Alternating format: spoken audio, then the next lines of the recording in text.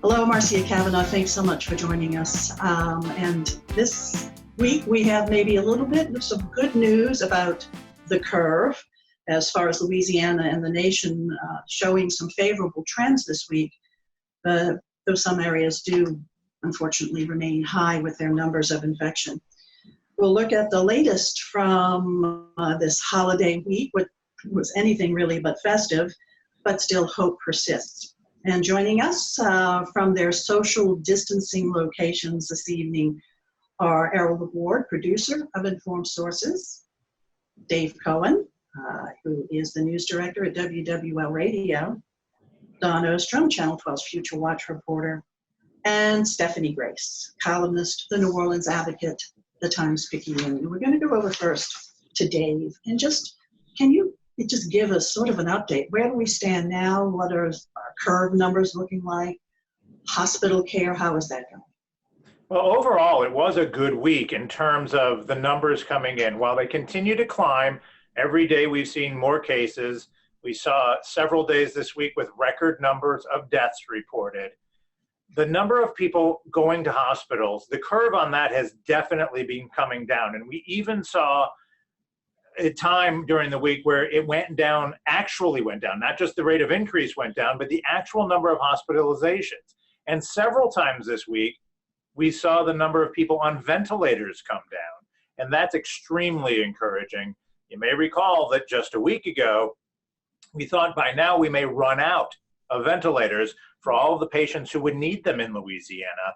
Now they say at least for the next 10 to 14 days, they're not worried about running out of ventilators because more patients have been coming off them more quickly. Doctors have been finding alternate treatments early on to prevent the need of a ventilator. And that's allowed, as more ventilators have been coming into the market, the medical facilities to preserve the ventilation capacity that they have. So the trend is good. The curve is starting to flatten in terms of the demands on the medical resources. And you'll recall that's what we were most worried about a week ago was, are we going to run out of hospital beds and ventilators? Will we end up like Italy, where patients showed up at hospitals and they were told, sorry, we can't help you, go home and die. It's essentially what was happening there. Thank God that's not happened here. They've stayed ahead of the curve. They have over-prepared in several cases with facilities, with supplies, and so far the curve is starting to flatten in terms of the demand there. And while we are continuing to see more cases and more deaths, it's manageable by the healthcare facilities at this time.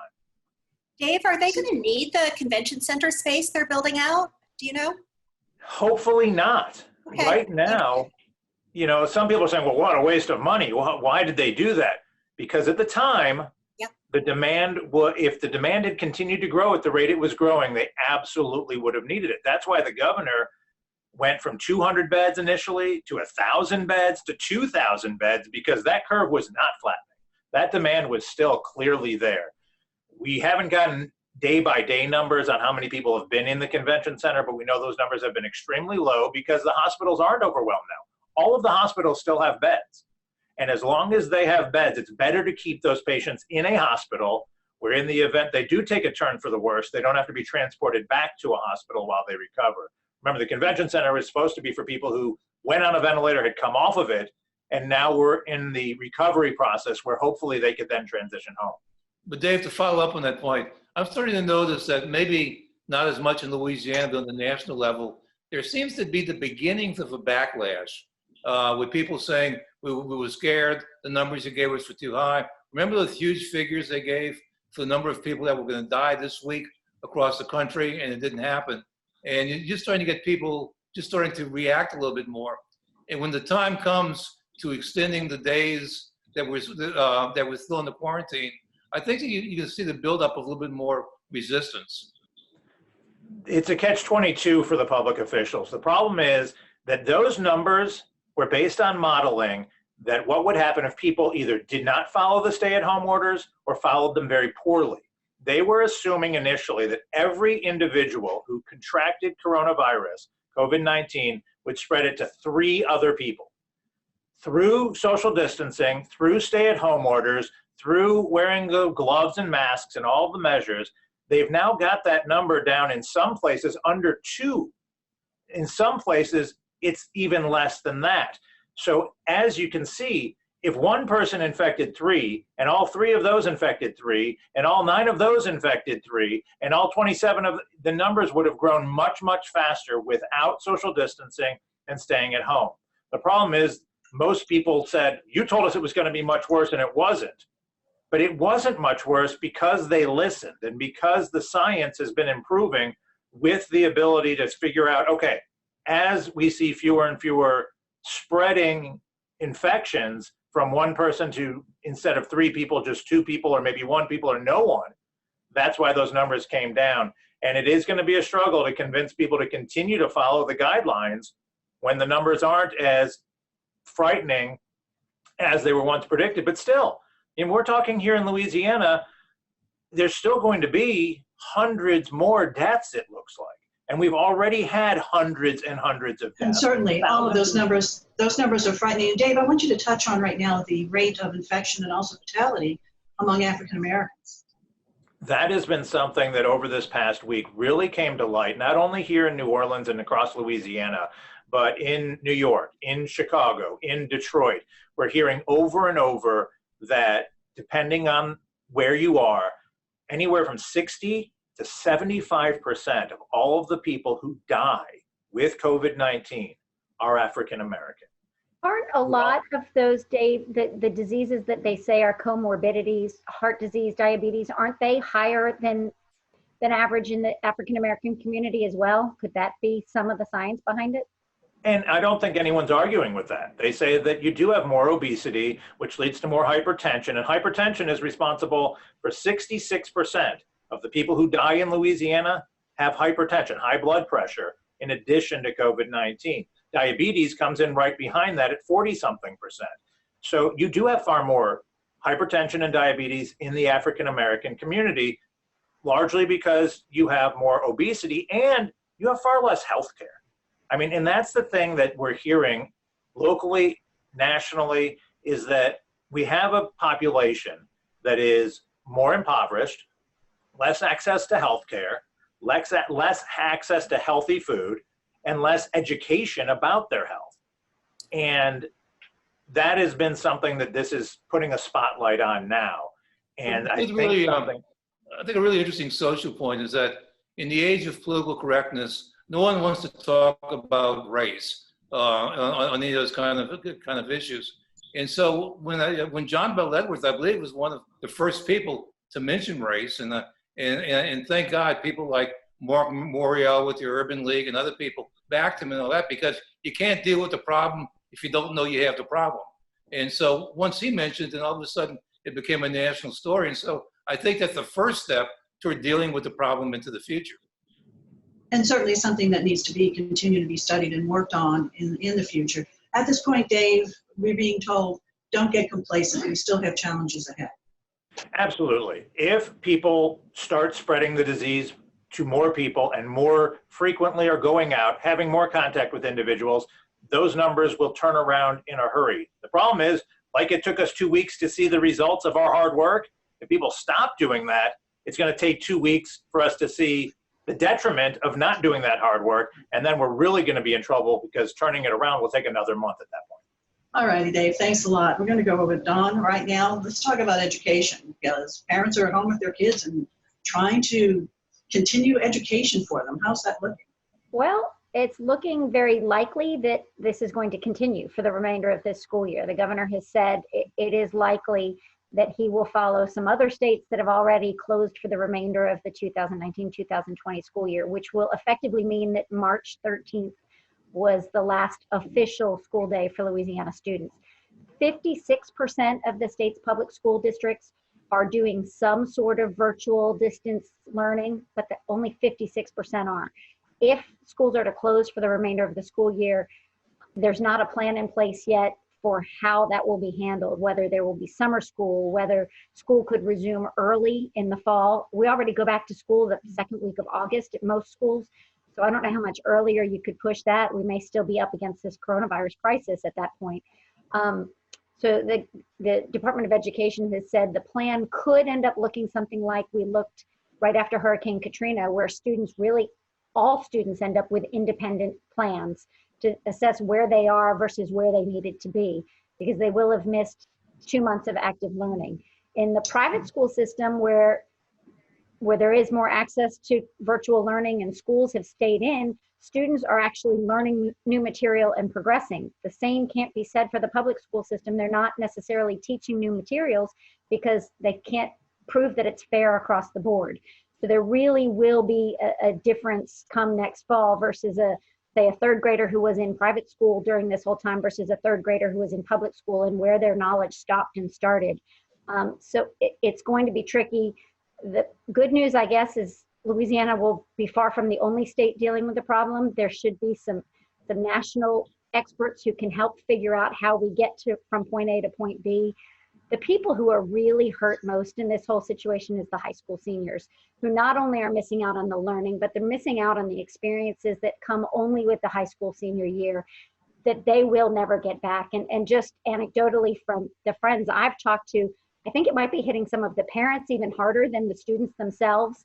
The parents of seniors who are missing out. Schools are trying to figure out how to do graduation, whether it's virtual or whether it's just postponed.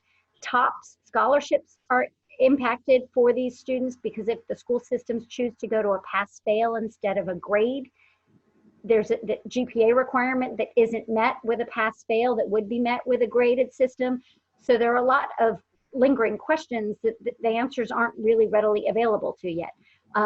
We talked 2 weeks ago on the show that the state already got an exemption for the required days and the required assessments at the end of the year. That means the school accountability grades won't come out this year. So if you're new to the area, or if you have a student who's just entering the school system, you won't have any grades from this year to look at.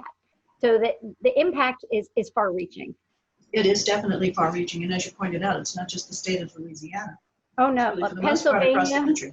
Pennsylvania, Michigan, California, Georgia, I'm not sure which other states have already said, but Virginia, we're finished for the 1920 school year. We're not going back until the fall. Hey, Dawn, let me ask you, I know you're a parent.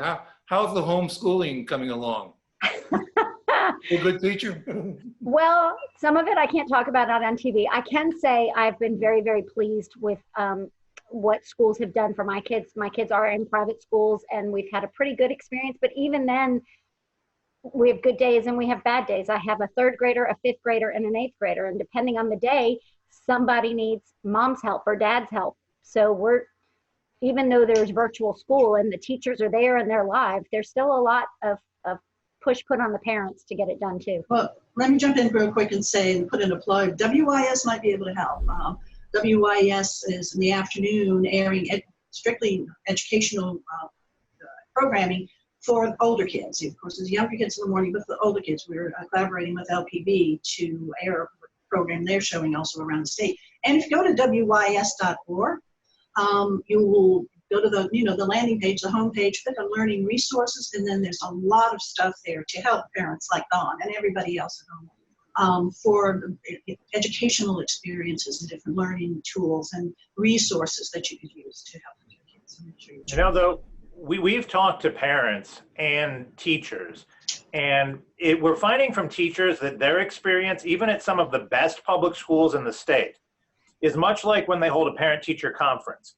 The only parents who show up for parent-teacher conferences anymore, they tell us, are the ones they don't need to see because their students are doing extremely well and they don't have any issues. They're saying they're seeing those same parents and students are the only ones participating in the electronic learning that they're offering.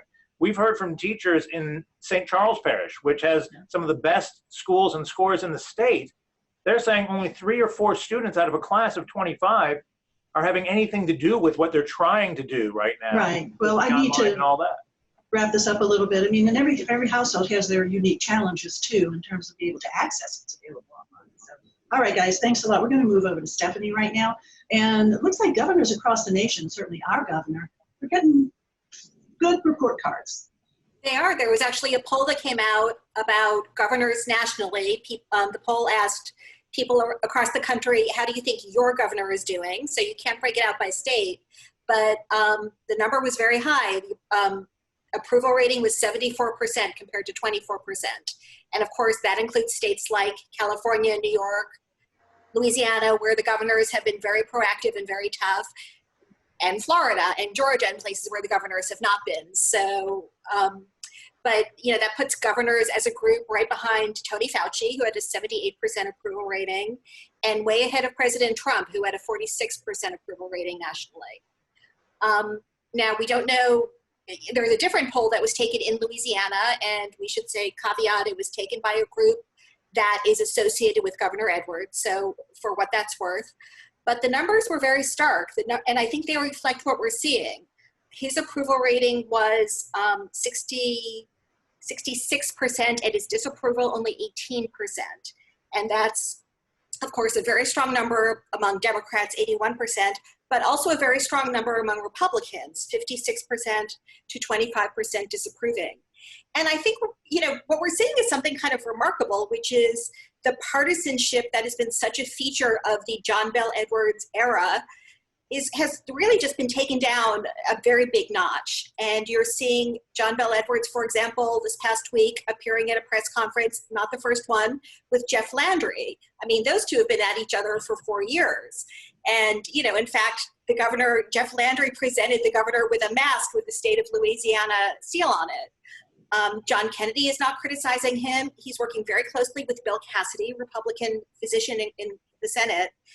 And, you're really he's really just getting this level of deference that I think it's earned, I have to say. I mean, I think people in the state, for the most part, if you look at that poll, people saw the numbers shoot up very quickly. There was some pushback. There will continue to be, I'm sure, but at first it was New Orleans and Jefferson Parish. Now it's across the state, and people are, for the most part, liking what they're seeing out of this governor. And again, he hasn't been scolding of people. He's been really trying to appeal to their better angels, I think. The line he keeps using, I keep thinking of Mr. Rogers. He keeps telling people to be a good neighbor when he's talking about social distancing. It's like, don't do it because I'm telling you to. Do it because it's what you need to do for your community. So it's been interesting. Stephanie, I agree. I think he's had a very good rapport. I think something else politically also is that we have already had our governor's election. Yes, and I agree. He's been elected. He's term limited, so nobody needs to be thinking about getting him. If our governor's election was to be in October, we may be having a little bit more politics. That's a really good point. And I think, people are looking at, you're hearing sometimes people wondering, what would it have been like if Eddie Rispone had won? Would Eddie Rispone, who again ran very close to Trump, most of these governors that have not been, have not cracked down, have not had issued stay-at-home orders, are very strong Trump supporters, as Eddie Rispone is. So, we don't know what he would have done, but, you hear some commentary like, would things be very different? And there's a good chance they would be. A lot of people have expressed that it's a good thing that Edwards is not able to run for re-election, because then they believe him when he talks, because he's not saying it based on what he wants for himself politically, but he seems really concerned about the people of Louisiana for the sake of the people, not for the sake of his political future. Right. And compared to Cuomo, everyone's talking about, what will he do next politically? You don't hear a lot of that with John Bel, even though he could do something else politically. Well, I mean, certainly right now, the people want to see our officials working together, because this is truly a life and death situation. Yeah. Okay, Steph, thanks a lot. Don, over to you. What about the zoo and the animals at the zoo? Who's taking care of them? Well, I can tell you, just for fun, I live very close to the zoo, and Arnold the lion has been exercising his lungs just about every night. It's really, really, really fun to listen to. Arnold is apparently doing very, very well, and the cubs that were born earlier this year, the 2 cubs will be named next week, and the zoo will do a big splash announcement. They haven't figured out exactly how they're going to make that announcement yet. They have made some changes this week after news came out that a tiger at the Bronx Zoo tested positive for COVID-19. So they had already been somewhat geared up in terms of protecting the animals and obviously their staff. They're now divided into 2 teams. So they have 2 teams separated at the zoo for which animal groups those caretakers take care of, and they don't transfer back and forth. And they're gloved and they're masked and they're all those things, but they're trying to give the animals some extra playtime and some extra interaction because they're not getting any other normal human interaction.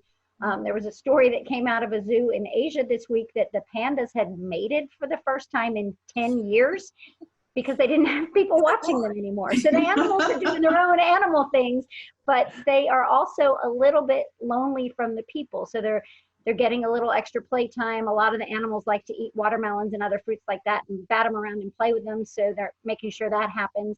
The zoo is also doing the zoo and the aquarium, all the Ottoman facilities are doing what they can to stay top of mind, because obviously they need some income just like the rest of every private business and public business needs during this time.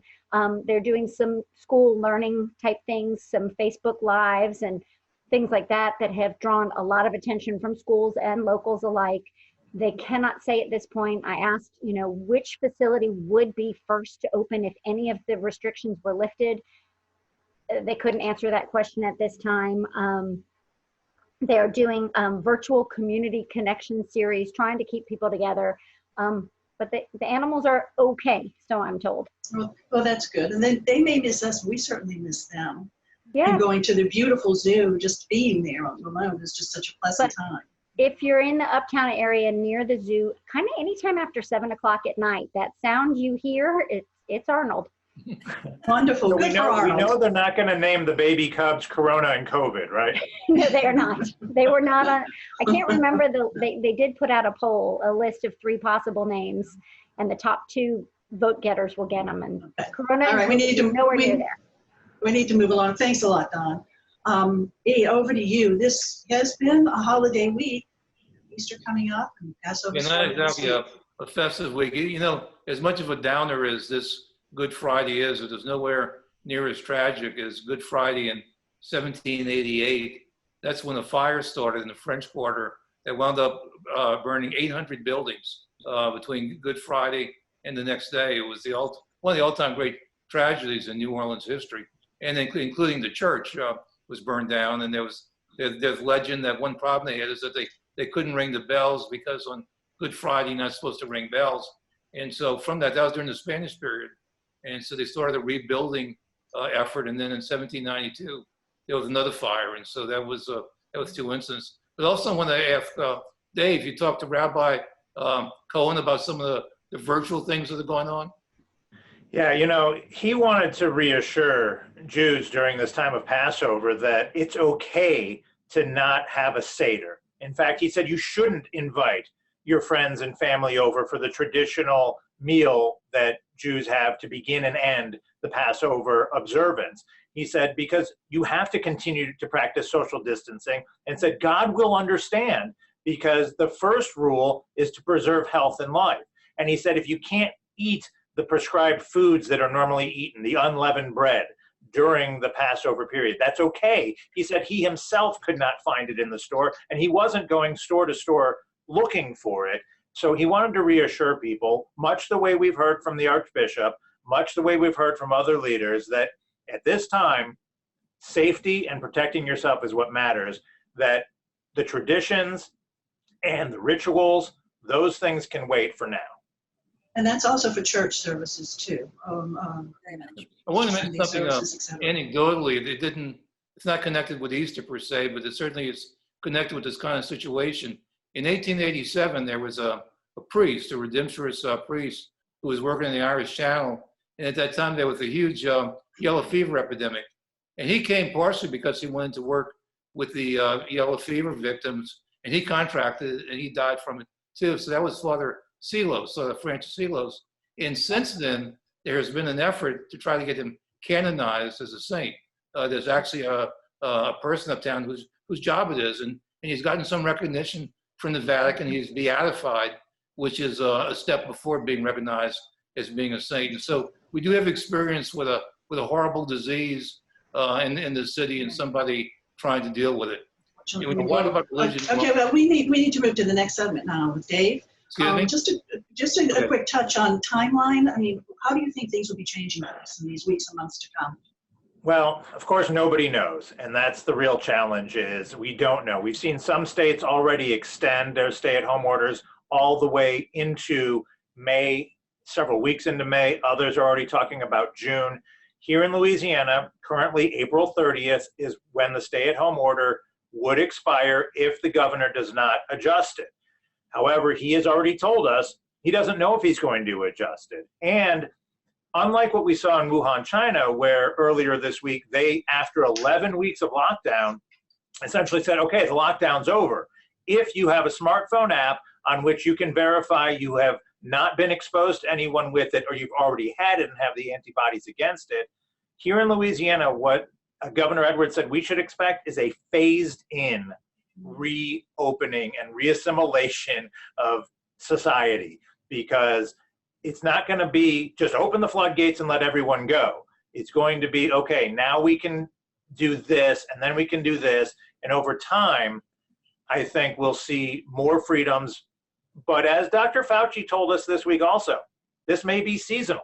It may come back in the fall. And until there is an effective treatment and a way to inoculate us against it, we should get ready for waves of this. For waves Definitely. of, yeah, of and prepare for expanding it. and retracting, and we don't know when it'll really be over. The best Okay. guess is all now. right. We're rapidly running out of time, and I do want to present this last thing to you guys. Errol, we're going to start with you. What other than the essential services do you think are going to come online first? By the way, speaking of opening the floodgates are open still in New Orleans. I think there's going to be a real effort to open restaurants first. I think the public really demands them. And I remember after Katrina, when things were starting to open, people would talk about restaurants more than anything else. It's something that We love our food. excites people. Okay, we need to move along. Okay, Steph, let's go to you. I'm going to say hair salons, because I think there will be pent-up demand, and you could not big crowds. So I can speak for that. I'm with you, Stephanie, on that one. All right, Dawn? I think entertainment facilities, some movie theaters, trampoline parks for the kids, a place to get out, because we're going to be hitting the summer heat at the same time we're hitting the end of this. So the whole families bike riding together thing is going to go away. It's going to be too hot to do that. So That's right. where can we go? We're missing this beautiful spring weather. Dave? Well, I think it's going to be exactly opposite of what happened before. The last things to close are going to be the first ones to open. The first ones to close, the bars and the casinos, they're going to be the last ones to reopen. And the festivals are going to be the last thing to come back. Yeah, we're looking forward to a real active fall, a lovely fall. We sure pray so for all of our festivals, for everybody, and for our health, certainly.